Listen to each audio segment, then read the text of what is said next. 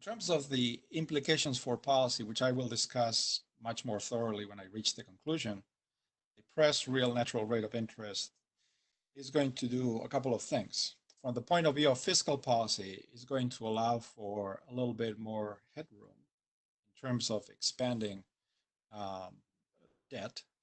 Now, I understand that this is going to be something that probably applies to advanced economies, but to a lesser degree to emerging markets. So I will want to draw a distinction between those two types of economy. In terms of monetary policy, however, I think the realization that the natural rate of interest will be probably softer than it was going into the pandemic means that in order to maintain the same policy stance, whatever that is, the monetary authority needs to realize that the depressed natural rate means that interest rates themselves have to be brought down just to keep the same amount of monetary policy pressure. So that will be another interesting development takeaway from research. There are, however, caveats, important caveats to any research question, especially one that uses 700 years of data. And the question that probably crops up in the minds of listeners in this case is to what extent the lessons that we can learn from 700 years of data, even going back to the Middle Ages, really apply to today, where we have much more modern economies and institutions. The argument I would make in response is that the mechanisms that we are describing are less dependent on institutional developments and more dependent on universal economic mechanisms. And therefore, I view that as a valid concern, but perhaps less so than in other situations. There are some features of this pandemic that are different than previous pandemics. One of them is that COVID-19 appears to affect those that have left the labor force already, and therefore, A, they are less likely to affect the capital labor ratio, and B, they're likely to affect those that are in their savings part of their lifetime, as opposed to their consuming or borrowing part of their lifetime. And this is an important observation given that in previous pandemics, especially as you go back in time, just a few hundred years, what you see is that not very many people reach what we call today retirement age, which obviously didn't exist until somewhat recently. So that's going to be something to keep in mind as we think through these processes.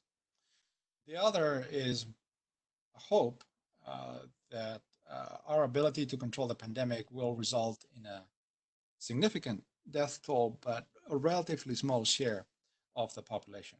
That also is a little different with respect to some of the pandemics that we will analyze. Those two factors probably, along with others that I will discuss, will likely reduce the effects that we measure in the data with respect to the effects we're likely to see in this current pandemic. Okay, so let me take a pause there in the introduction, give the opportunity for someone to ask questions if they want before I proceed further. So if there is any question, please go ahead, write it down in the Q&A section, and we'll open the mic for you. In the meantime, I have a short question. Sure. That about the caveat that you were mentioning before. About the previous slide, I believe. It's very quickly, is that something else that also is different now relative to 100 years ago is that now there is a whole safety net for consumers that probably the reaction will be milder than it used to be, even if the disease affect more elder people, and before there were not so much elder people, still the safety net should smooth the reaction of consumption. Yeah, that's exactly true, and is in fact one of the things I will discuss as I get kind of toward the end of the paper, when I discuss sort of the policy implications and sort of what are some of the differences. And it's not only the ability to smooth consumption, which most countries are setting up policies to do exactly that, to provide a bridge between the pre-pandemic and the post-pandemic states, but also it implies a relatively massive fiscal effort that obviously is going to work in the opposite direction in terms of boosting the natural rate rather than pushing down the natural rate. That was actually one of the things I was hoping to discuss a little bit. Thanks. There are no more questions. Okay. So before I actually present to you the results based on the paper itself, I thought it might be useful to sort of step aside for a moment and talk a little bit about a paper that Alan and I wrote for the Jackson Hole Economic Symposium last year, titled Riders on the Storm. And the reason to bring this paper into this discussion was primarily to level set a few ideas about the natural rate of interest. The basic takeaway that I want you to collect from this discussion is that the natural rate really is global variable, meaning that it is set in the context of financial markets that are very fluid and very interconnected, and where our arbitrageurs quickly will take advantage of differences in interest rates. And therefore, what I'm going to do in the next few slides is to show you, at least for advanced economies, what the implications of that are, and therefore how that matters for the discussion that will follow. So one of the things that at least surprised me a little bit, less as I thought more about it, but a little bit, was just how synchronized the economies are. And so in this paper, what we did was the following. We estimated a New Keynesian model, pretty much modeled after Laubach-Williams and their estimate of the natural rate of interest. But that model obviously produces a number of additional variables that are of interest. And so what we did was estimate this particular model for 4 economies: Germany, Japan, the UK, and the US. That model produced several things. One of them is in this slide, where you can see a plot of the output gap on the left-hand side. And what you have on the dotted line is sort of the average output gap for these 4 economies. And the shaded region in blue refers to the minimum and the maximum deviation from that average. As you look at this plot, you can very easily identify things like the Great Recession, the 2000 dot-com boom and bust, and the oil crisis, and all sorts of other recessions for which we have become familiar over time. So that was one point of reassurance. What was striking to me, at least, was just how common these business cycle fluctuations are across these 4 economies. Remember that these models are estimated for each economy separately. So there's nothing that would ensure a linkage between these 4 economies. And yet, when you plot this data, what you see is on the right-hand side, the plot of the maximum and minimum deviation of the output gap has grown from about 1.5 percentage points all the way down to maybe 3/4 of a percentage point. That's just not very much. Meaning that the business cycle really is a global thing in many ways. It's also been the case in the post-World War II era that monetary policy has become more synchronized. Now, obviously, toward the end of the sample, one focal point has been the Great Recession. That has obviously made central banks much more aligned. If you look at the data prior to that, there was a bit more variation, especially because we have the high inflation years in the mid-80s or mid-70s to mid-80s. And that provided for perhaps more variation of the stance of monetary policy. Here, I should explain that the stance of monetary policy, I understand it to be the deviation of the actual real rate of interest versus the natural rate of interest, or R star. So I take, if the real rate is above R star, then I take that to be tight monetary policy. If it's below, I take that to be loose monetary policy. So if you look at the right-hand side figure, where you see again the maximum and minimum stance, you see much more variation that you saw with output. You see a big bump in the middle in terms of discrepancy between countries.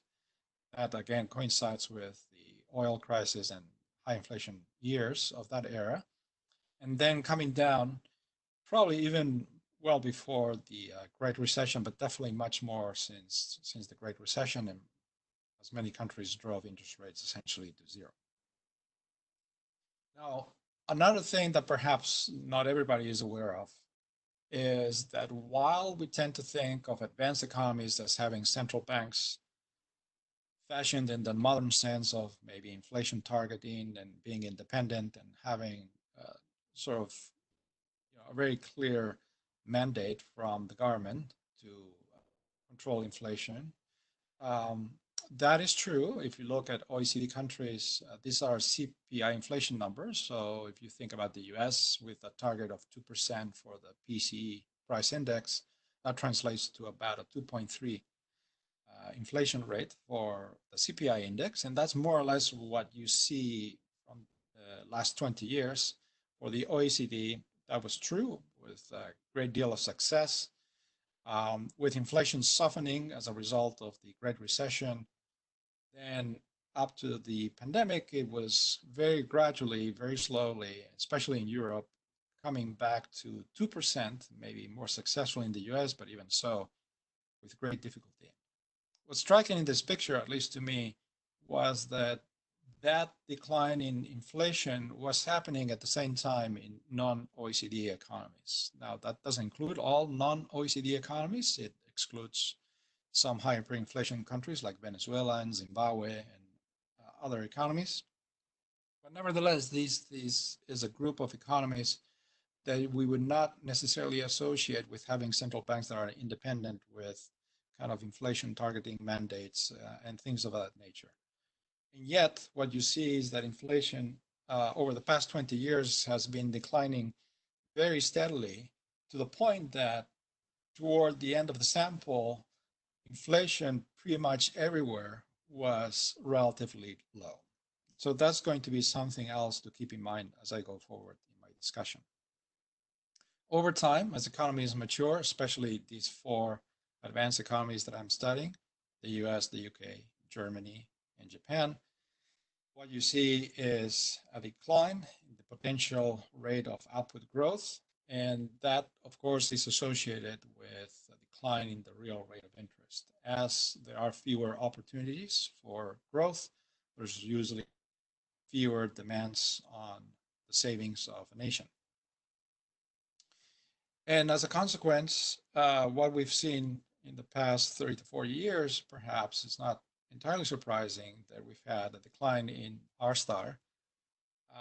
If you could perhaps visually ignore the period of the mid-70s to mid-80s and you draw a line to about 2% going from 1955 to 1995, you would see that the real rate in practice hasn't moved very much. The high inflation years of the oil crisis, the twin oil crisis, probably pushed the real rate around because inflation was very volatile. But other than that, the real rate was pretty stable around 2%. Starting sometime in the mid-90s or maybe the year 2000, the R star had started to decline pretty steeply. And of course, I think the Great Recession perpetuated that rate of decline. In fact, it went negative according to our estimates.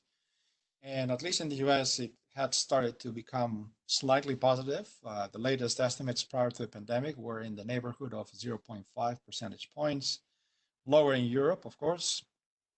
And that number that we found coincided very well with estimates from financial markets data. So that's kind of the picture going into the pandemic.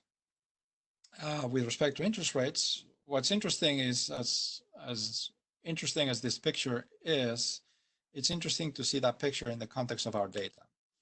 So what I'm displaying in this particular graph is the long, very long time series of interest rates that we're going to use in our study.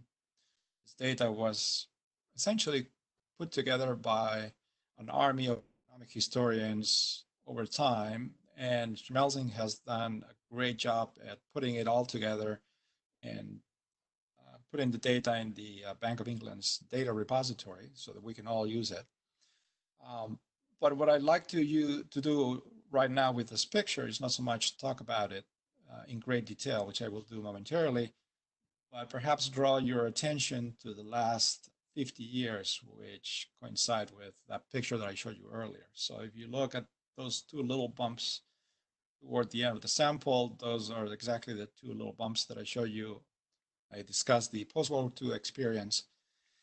But in the context of hundreds of years, what you have here is a gradual decline of R star that happened over centuries. And our recent experience is more of a continuation of that long run trend over centuries, really. Okay, so I'm reaching the end of this preface to the talk. With this picture, I think I want to reinforce the point that I've been trying to make throughout, which is that in thinking about the movements of interest rates, we have to remember that central banks are essentially chasing R star at least half of the time. Half of the time they're doing policy. So these bar charts, let's focus on the last one. The previous three are just examples of particular periods. But if you focus on the last one, the blue portion of the bar really refers to fluctuations of interest rates due to changes in the stance of monetary policy. And the other two portions of the bar really reflect movements in R star. And the important part is that out of those movements in R star, the majority of those have to do with movements in global R star, meaning it's not fluctuations in domestic conditions that determine what's going on with R star, but it's really in the context of a global economy where trade linkages and financial linkages especially basically make interest rates move more in unison than we perhaps have appreciated over time. And as I was saying, half the time, central banks are really chasing R star rather than setting interest rates. Okay, let me take a pause there in case there are some questions about this kind of warm-up to the paper, though that's not the main thing of the paper. But I wanted you to take away from this just how global the notion of a natural rate is and what has happened, at least to advanced economies, in the lead up to the pandemic. So again, if you want to speak, please tell us so in the Q&A section. In the meantime, a clarification comment for you, Oscar. We can see your mouse. So if you want to use it to point out stuff, okay, that's perfect. Okay, I may do that. So it seems that there are no more questions. So you can keep going if you want. Okay, so so now I'm moving on to really the meat of the paper, and the meat of the paper starts by describing our data. So here are the data that we use for our analysis. And as I was mentioning in the introduction, we had to reach far back in history, in fact, to collect data on all the pandemics that had sort of large numbers in terms of death tolls, because we wanted to basically have data that was comparable to the current pandemic. So what you have here is a list of 15 large pandemics. Most of it is available from the sources at the bottom of the table. And just for context, we should have updated the death toll from COVID-19, which is now closing in on 300,000 deaths. But you can see that we chose pandemics with 100,000 deaths or more. And I think you will probably recognize the ones that have gotten the most attention, I think, in terms of research. Obviously, the Black Death decimated a third of the population in Europe, and that has generated enormous amounts of research, as we know. But the other pandemic that stands out in that group is the Spanish flu, as you can see here, with and enormous amounts of death spread around all countries, really. But even more recently, we had pretty severe pandemics. So I note here the Asian flu of 1957, 1958 had 2 million deaths. And even though it says it's the Asian flu, I will remark that at least it reached Spain because my great-grandmother died of it, even though she survived the Civil War and survived prison for many years and reared 17 grandchildren while her daughters were in prison themselves. That's what got her in the end, the Asian flu. So that's just another highlight of just how global these pandemics tend to be. You will see that there's things here like the Great Plague of Seville and the Great Plague of London, and those seem like very localized events, although with high death tolls. And these will be some of the events that we will explore a little bit more in detail to see whether they're driving our results.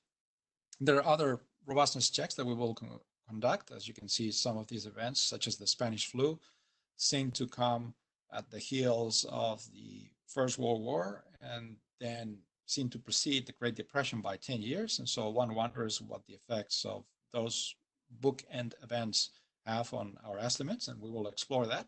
But by and large, I think most of these events are not entirely unfamiliar to most of us. The other variable that's going to play a big and prominent role is the interest rate data that I was describing earlier, collected by Schmelzing. Most of these interest rate data refers to government debt, collected from really a variety of different sources and pasted together here in one long time series. For the analysis, what we're going to do primarily is agglomerate data from Germany, Italy, the Netherlands, France, Spain. Okay. So you can think of this as an aggregate interest rate representing those 6 economies. And the red line that I have there will be our estimate of R star, and based on a very, very simple observed components model that I will discuss very briefly in short order. So that's kind of the time series plot. As you can see, interest rates are incredibly volatile over this long time series. But if you just are able to smooth out the data with that red line, it really shows you kind of the long trend of the natural rate of interest over hundreds of years, which is a useful thing to keep in the back of your mind.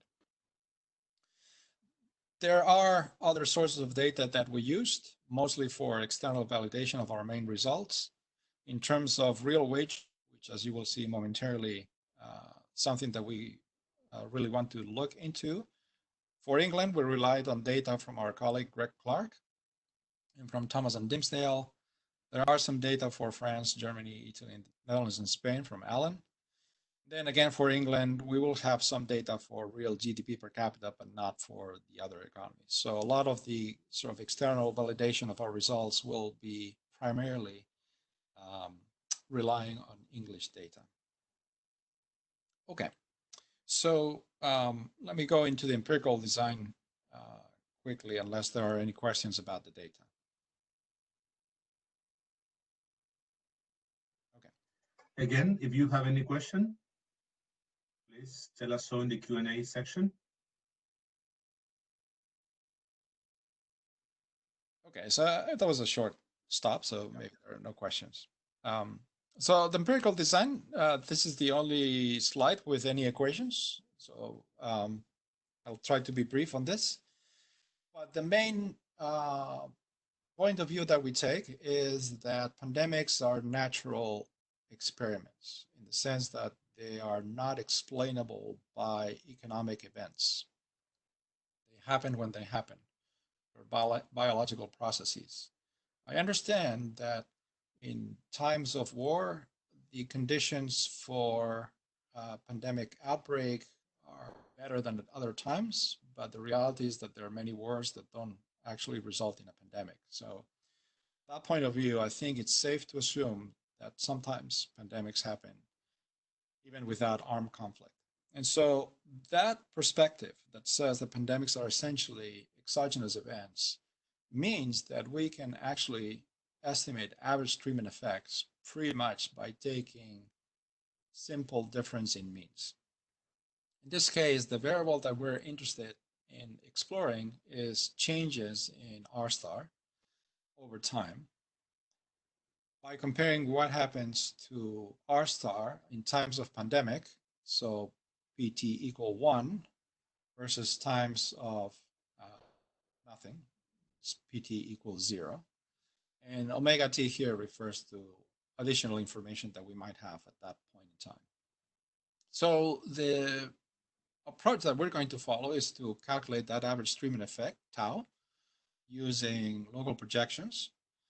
And so on the left-hand side, you're going to have the difference or the change in the real interest rate from some point in the future with respect to the year before the pandemic hits.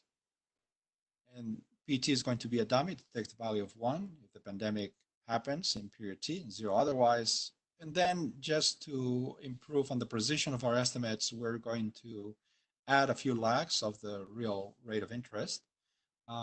Basically, what you want to do is eliminate as much variation in the left-hand side variable as you can for the purposes of reducing the errors of the estimate of tau h, but pretty much nothing else. It doesn't affect the bias of tau h. With respect to how we're going to calculate R star itself, what we're going to do is use an observed components model. We're going to assume that real rate basically follows R star with some noise, UT, and then that R star itself follows a random walk. So that's a very standard observed components model. And that's how we calculate the natural rate of interest in our paper. So with that simple toolbox of econometrics methods, we're going to throw that into this data set and see what happens. So here you have the main result of the paper that summarizes everything that you really need to understand about our paper.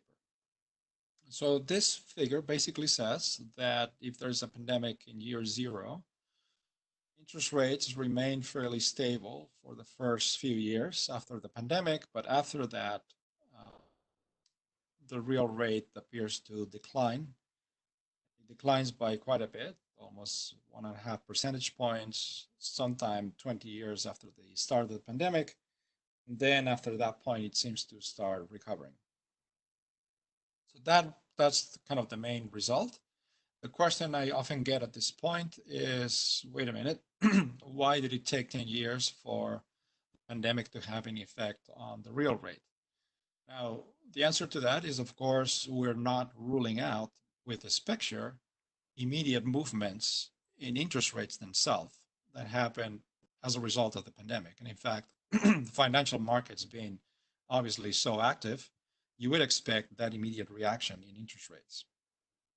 What we're trying to say, though, is what we're exploring really is movements in the real rate. And it takes a while for those movements to manifest themselves because, remember, at least at some level, we're thinking of the real rate in terms of the Wickselian definition of the real rate, meaning it's some equilibrium level that we don't get to observe between savers and borrowers in which inflation is relatively constant.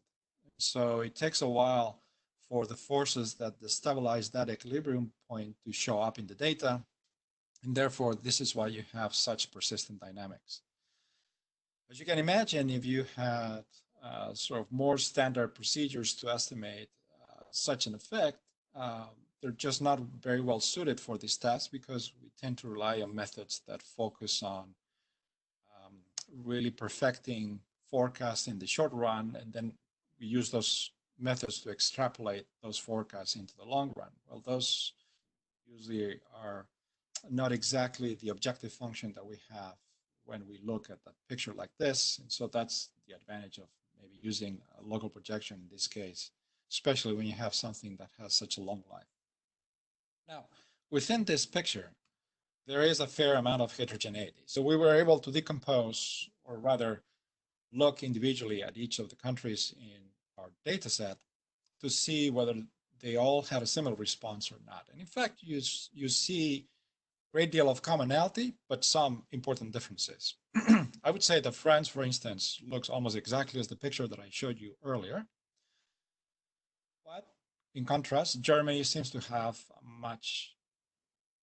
a similar but much more muted response in the natural rate, and the UK even more so. In the UK, there's barely a ripple. If you look at the air bands, it seems like basically there was not much change in the real rate.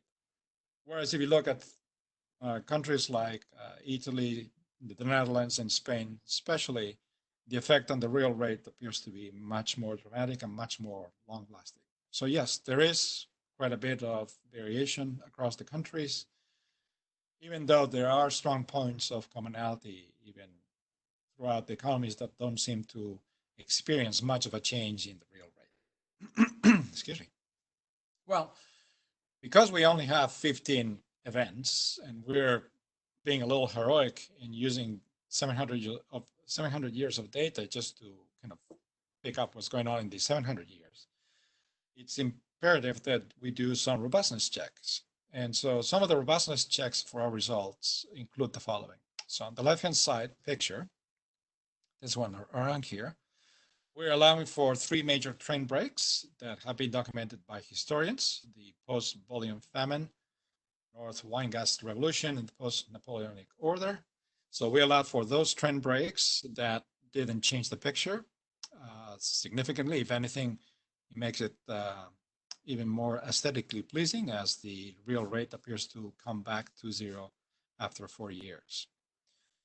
Of course, another robustness check that comes to mind after seeing the data is whether those local pandemics, local in quotation marks, the ones that are associated with cities such as London, Seville, Marseille.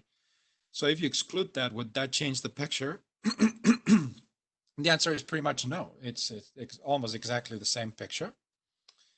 You could then ask yourself, we know that the Black Death stands out in the history of humanity as having decimated a third of the population of Europe. Oscar?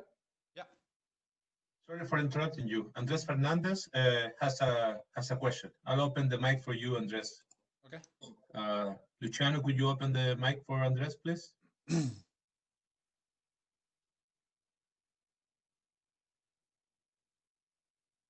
Now, Andres, you can Hello, Oscar. Hi, Andres. Hi, Oscar. How are you doing? Good, Great good. to hear you. Likewise. Thank you so much for accepting the invitation. No, just a quick question before you get into the mechanism. Why do you choose to run this from the moment the pandemic event ended and not from the moment it began? There can be a considerable amount of time between the moment it starts until the moment it ends. The first thing that comes to mind, obviously, from the COVID experience we're living, is that there can be various waves that come and go, which might in turn affect also the macro. Any thoughts on that? Yeah, I think so one of the things looking back at the table of data that you see is what you pointed out, especially the Spanish flu is a good example where you have these 3 waves. And so one of the things that worried us was making sure that we picked up the scope of the total death toll of the pandemic. And so we ended up normalizing the analysis to the end of the pandemic so that we had kind of all the consequences of or at least the health consequences of the pandemic already in place before looking at the effect on interest rates. But I think I seem to remember we played with a little bit with other timing. And this one, I think, was the one that perhaps was cleanest and most robust, and seemed to make sense to us to just wait for the consequences manifest themselves. But that's perhaps a little so self-serving. It's just it made the results definitely very clean. I see. So the main channel is going to go through the death toll, right? I presume from your answer. Exactly. So what I'm going to show you just in a few slides essentially is that the death toll, although I will discuss some additional mechanisms, the death toll essentially switches or affects the capital labor ratio. So that affects the relative price of labor and capital. So I'll show you that very soon. Yeah. Okay, thank you. Yep. Okay. We have another question by Federico Neus. Okay. Luciano, please, could you open the mic for Federico?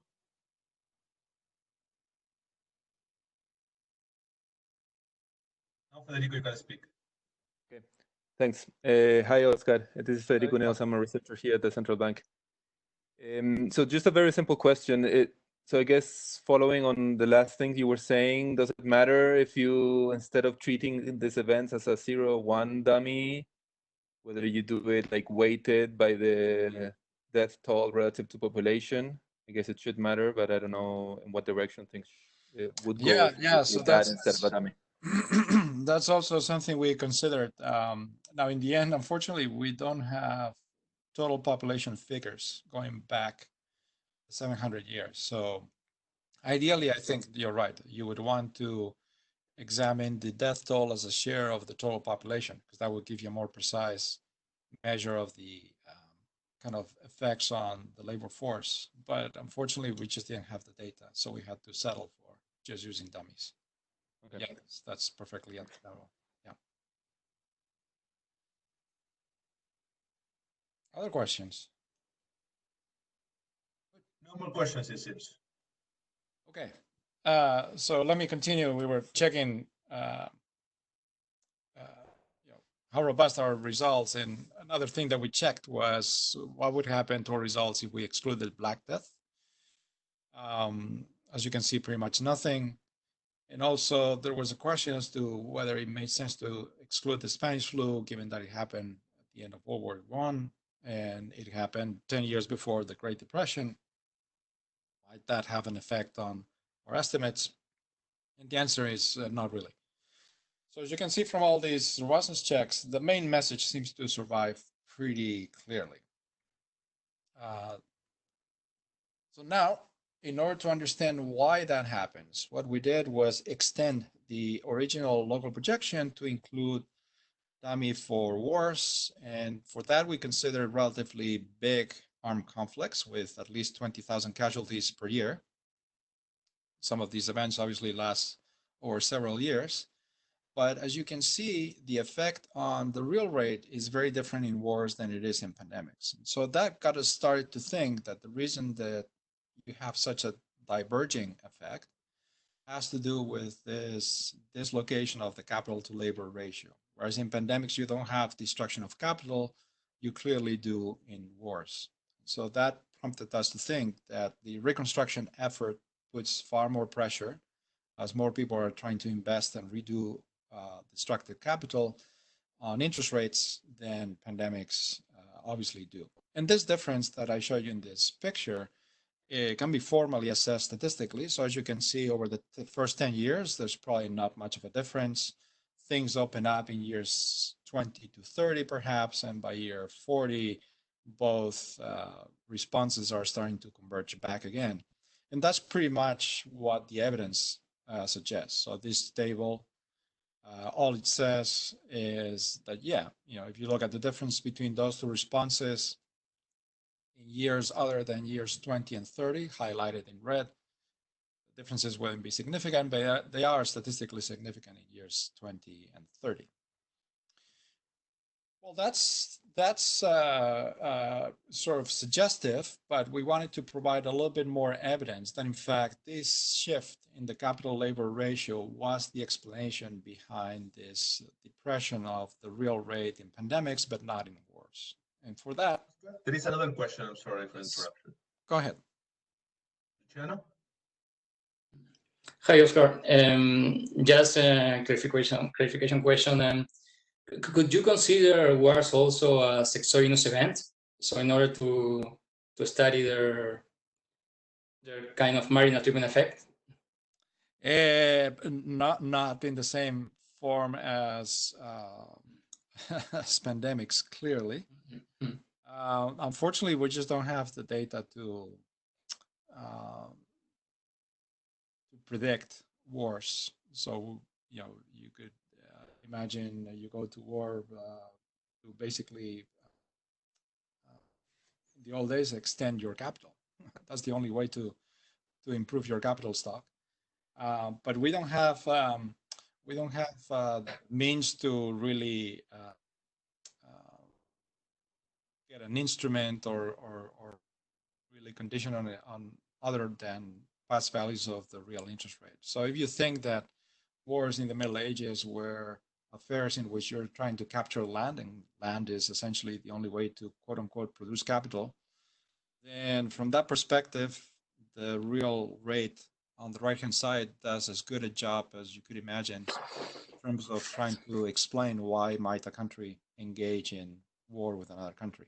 But other than, you know, obviously sometimes wars are political events, so we tend to think that there's probably a lot of economics involved in it, but I agree with you. There's less clarity about the exogeneity of wars, but you know, we did the best we could.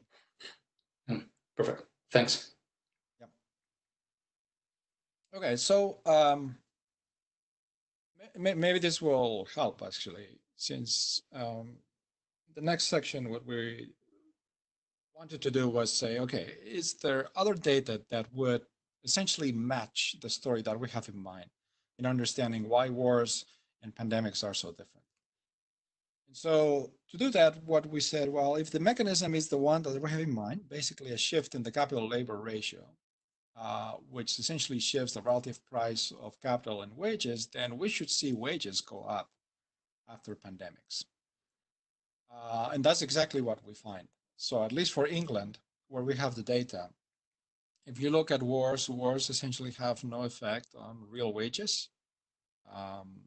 They're pretty stable throughout. Whereas in pandemics, as you can see, the real wage appears to go up by quite a bit. I mean, these are in cumulative terms. So, you know, over 40 years, they go up by about, let's say, 15 percentage points.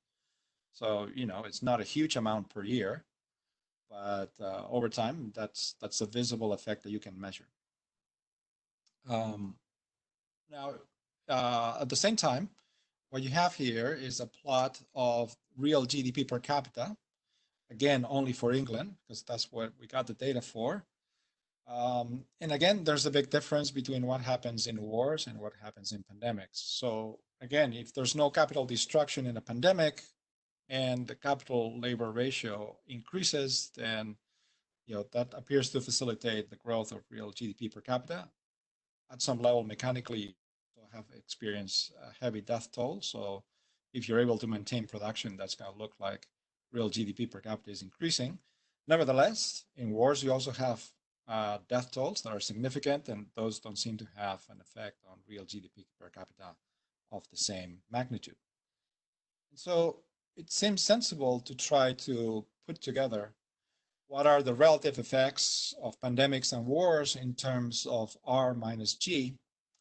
The reason is not to have a conversation about inequality, for which we have absolutely no data over this period, but instead to think about the sustainability of debt. So if essentially the cost of servicing the debt is lower than the income generated by the country, then that usually leads to a more sustainable situation than if the servicing of the debt is costlier than the income that you can generate going forward. So the difference here is again visible, although less striking. So R minus G is mostly 0 to negative in pandemics, meaning that debt is relatively more sustainable than it is in wars, in which there is a much more important rebuilding effort that requires a lot more resources at a time where the economy is not yet quite as productive as it was before the war. So you can see that very clearly in this picture. Okay, so that's sort of the analysis, the very, very simple story that we want to tell in terms of how you think about pandemics and how you should think about the policy implications. But let me walk you through some of those as we try to bring in this analysis into the current setting. So perhaps from a policy point of view, the one thing that is clear currently is just how much uncertainty there is about the evolution of COVID-19. If you look at a picture of the Spanish flu, you may realize that there were 3 waves. The first wave started in the winter to spring, and it was relatively mild in terms of death tolls. The summer was brutal. It spiked pretty much everywhere, and the death toll was very dramatic. And then there was a 3rd wave toward the fall, winter of that year. That was again relatively mild, and then fortunately the pandemic passed away. So we are essentially at the 1st wave, with a lot of countries now reopening, and some in fact thinking they may have to shelter in place again. So there's a great deal of uncertainty, obviously, that remains in terms of the biological evolution of the pandemic. That uncertainty, some have documented, acts as a demand shock. So work by my colleagues at the Fed, Sylvain Leduc and Jean Glou, basically illustrate this point in a model, how uncertainty essentially delays any investment decisions, and really any decisions to buy any consumer durable or buy houses or anything of that sort until you know much more clearly what's going to happen with the pandemic. There are some differences with the past that we have essentially discussed, either you through your questions or me through the discussion. And there are good reasons to think that the decline in the natural rate this time is probably not going to be quite as severe as it has been in the past. As I mentioned, COVID-19 appears to disproportionately affect the elderly, although, as we are now learning, it affects everybody. Perhaps not to the same extent, but we should not dismiss any of the people that eventually end up dying.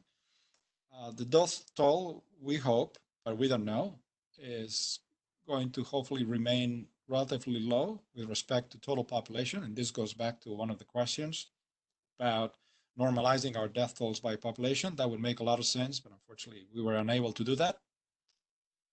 And then the third question that I think Ernesto brought up was that nowadays our institutions have taken a much more laser-focused position in terms of trying to provide a bridge between pre-pandemic world and the post-pandemic world.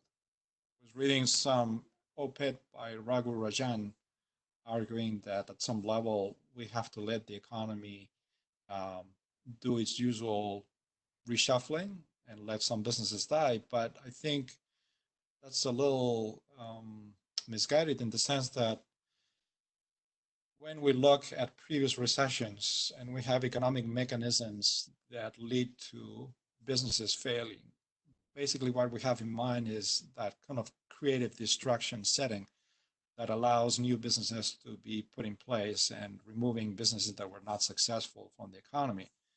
This is not that. A pandemic essentially affects everybody and is basically putting businesses under that may be completely profitable in the long run, but are facing a situation that was completely unanticipated and uninsurable. So thinking that that process is a healthy process of creative destruction seems to me quite far off the mark. Anyway, I think that's the motivation for the big fiscal and monetary impetus that we're seeing in pretty much in every economy in the world, is the realization that this is a shock that does not reflect conditions of the economy, but nevertheless affects the economy in very dramatic ways. And so you want to, as much as possible, ensure or provide some cushion to economies in that respect. Now, there are other interesting behavioral changes that we are starting to observe in the data. One, for example, you might have already seen the data, is that consumers, of course, in the face of COVID-19 have retrenched. So shelter in place has done much of that damage. And that's resulting in a reduction of credit card debt and basically paying back a lot of the debt. Now, that's perfectly sensible. Consumers are much more cautious, and precautionary saving motives are playing a much bigger role. And in fact, we have experience documented Ricky Malmendiers and Stephen Nagel's paper about similar types of behavior following the Great Depression in their paper called very smartly Depression Babies. So we know that after such traumatic events, savings rates tend to go up more than they were before such events. And then at a more practical level, individuals have suffered some loss of wealth, either market or through home prices are going to be somewhat depressed for a while until markets can recover. And so that might lead individuals to want to rebuild their wealth as they're looking forward to their retirement years and they're looking at their needs. So what does that mean for policy? If we just try to stick as much as possible with our results and not trying to speculate so much. So I'm not going to try to tell you much about the short run response. I think we're all clear as to what that should be and the reasons why that should be. There's a sense in which if these mechanisms play out one against the other, on net, we will have somewhat more depressed real natural rates. Probably not to the extent that we have in our impulse responses using historical data, but to some certain extent.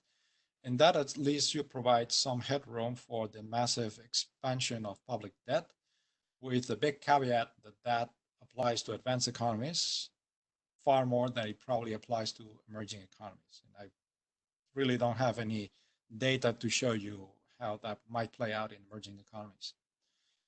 With respect to monetary policy, obviously is, in my view, the heightened awareness of what's going to happen to the natural rate of interest, and therefore the realization that even maintaining stance of monetary policy constant would probably require bringing the interest rate down. But if you think that the interest rate or the real rate is going to be depressed for a long period of time, the context of an already depressed interest rate coming into the pandemic, then the likelihood of hitting the zero lower bound is just that much higher. And so that was already a concern prior to the pandemic, and it's just a heightened concern going forward.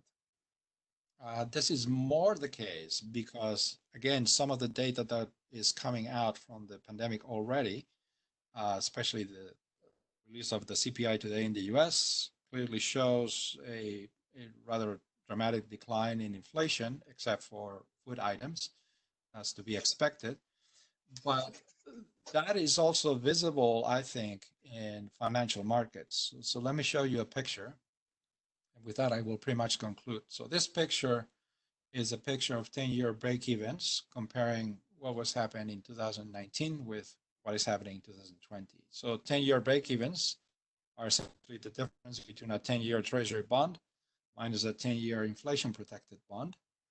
And if you extract a little bit from liquidity premia and perhaps other premiums that might affect the differences between those two debt instruments with same maturity and same principal safety, what you see is in the dotted line, you see that inflation expectations on average over the next 10 years in 2019 were expected to slowly drift up toward 2%, the inflation target. Whereas if you look at what has happened from the beginning of the year to today, especially starting sometime in mid-February, then expectations about the average rate of inflation over the next 10 years have really drifted. There's a lot of volatility still in those markets, but as you can see, it's mostly hovering around 1% nowadays. So if you do the math a little bit, I said that the US came into the pandemic with a 0.5 real rate approximately, and now you have an expected rate of inflation of about 1%. That really puts the nominal rate in the neighborhood of about 1.5%. And in previous recessions, we know that the Fed has cut interest rates between 4 and 5 percentage points. So that means that the headroom for monetary policy to operate through the usual interest rate channels is pretty much evaporated, and the reliance on less common monetary policy tools is going to be higher going forward. Okay, so let me stop there. That's the end of my talk. I'll be happy to take questions in general or any particular section or anything that comes to mind. But thank you very much for the time. Thank you very much, Oscar. So once again, if you want to speak, please tell us so in the Q&A section, and we will open the mic for you. In the meantime, I would like to do a quick comment myself about the last two slides. Before the COVID crisis, there's been some discussion about the necessity of raising the inflation target as a response to the decline of the interest rates, of the natural interest rate. So probably this is another reason why central banks should think about it, of taking steps in that direction in the future. Yeah, okay. So I've heard this point being made, and I think the response I've heard about this particular case is with respect to Japan. So would Japan's inflation be any higher if you had 3% inflation target? I think the consensus is, if you're already having difficulty hitting 2%, setting a 3% target doesn't look any more credible.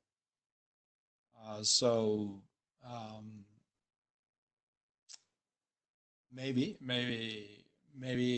there is a way to accomplish that in the long run, and having a kind of a commitment to have a 3% or 4% inflation target might move expectations. But I think the view was that if you're already in a kind of a low inflation environment where you're already missing the current target, setting a higher target is probably unlikely to move expectations any higher.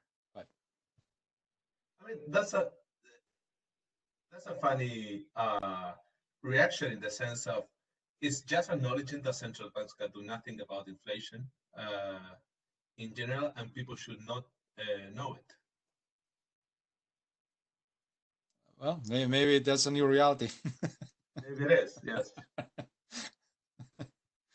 Yeah.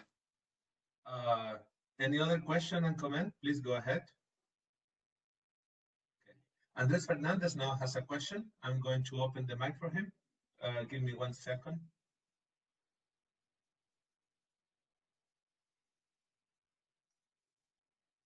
Now, Andres, you can speak. Yes.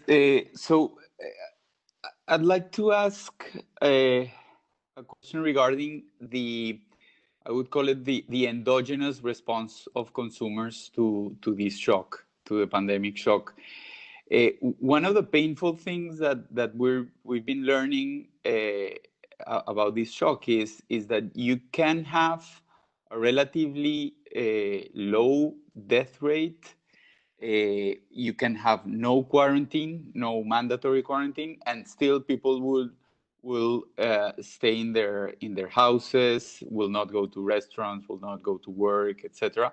And that turns a collapse in supply into a collapse in demand, with the second round effects on GDP and production. So is there something that the previous pandemics can tell us about this? Is this something new? Is this, when you guys revise the previous episodes, I know there is no data on consumption for most of them, but is this something new, or is this human nature that is just repeating itself? Because that can be another source for having very low and persistent interest rates if the demand shock turns into a permanent shock, because people basically cannot are not willing to consume. as much as they did in the past. Yeah, I think so we can look at that with our data. I think perhaps the only evidence that I can point you to is the Malmendier and Nagel paper, where they clearly document that shift in consumer behavior that is visible in the data, where people save more than they used to. That's what you were looking for. But as you can see from our data set, the data is limited. I think maybe that's why nobody else has written these papers, because it's hard to extract a very rich set of results that would guide models in a very important way through 700 years of data. But yeah, your point is well taken. I don't know if there's anything particular to this pandemic that stands out. Don't think so, but we do see some patterns that are similar to, like I said, the Great Depression or other events in the past. Okay.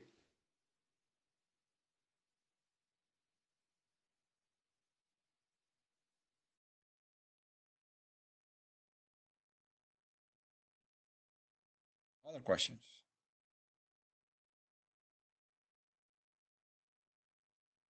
Okay, hello. Thank you very much for the presentation. I have the following question. It consists if in your model you use a Kalman filter in the sense of filtering the historical interest rate. And also, I would like to know what are the advantages of these filters in comparison to other filters in this case. And I have another question is, for example, in this question of research, if, for example, we want to estimate the GDP, what are the best filter for obtaining all cyclical component of the GDP? Okay, so let me answer the first one first. Okay. So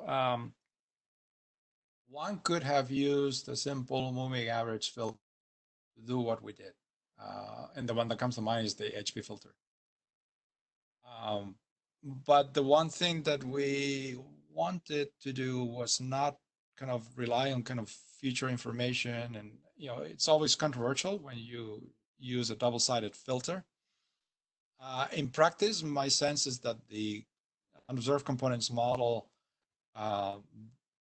probably has many of the same features. That's why the red line looks so smooth, but it has nice interpretability.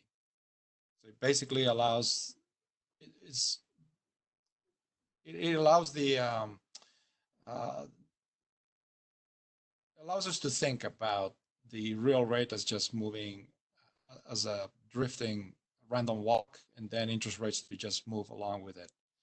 And so there aren't huge reasons. I think at some point we experimented with the HP filter and pretty much got similar results.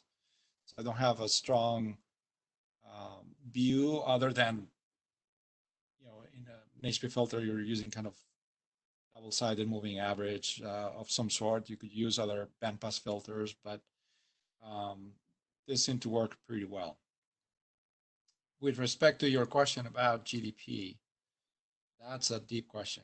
I don't have a very satisfying answer. I've seen some work with wavelets that seem somewhat exciting and obscure. Exciting because they seem to have been able to identify certain frequencies cleanly than perhaps other filters. I don't think there is one filtering technique that I would recommend over all the others, however. And I think that's because we don't have a lot of clarity as to, when we mean the business cycle, what exactly what we mean. I find personally that bandpass filters are a little bit more honest, in the sense that the analyst specifies from the beginning what are the frequencies that the analyst is interested in isolating. And you may agree or disagree with those frequencies, but at least the filter does.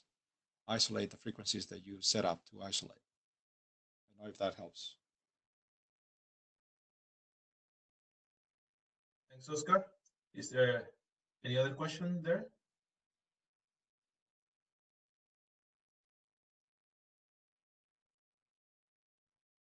Okay, so we should close the seminar, the webinar now. Thank you very much, Oscar, for being with us. Well, thank you for having me. Thank you. And thanks also all of the participants, Oscar co-authors, for being with us on behalf of the Central Bank of Chile and the organizers, Luciano Villacorta in the controls and Sofia Balduco in the background, and myself, Ernesto Pastel. We thank you all, and we hope you will join us next time, next Wednesday. Jonathan Heathcote from Minneapolis Fed will be talking about COVID and inequality. And that's all. Thank you very much. Excellent. Bye. Take care.